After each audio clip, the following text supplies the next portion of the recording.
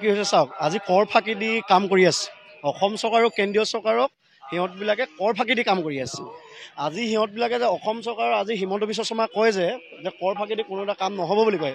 আজি আমি তিনিচুকীয়াত দুৰ্গা পূজাৰ সমাগম হৈ আহিছে সিমানেই যে অসম চৰকাৰক কৰ ফাঁকি দি যে সিহঁতে কাম কৰি আছে সেইটো দেখিবলৈ পোৱা গৈছে। তিনিচুকীয়া মাছমজিয়াত এটা চাইটিং বজাৰত দেখিবলৈ পোৱা গৈছে।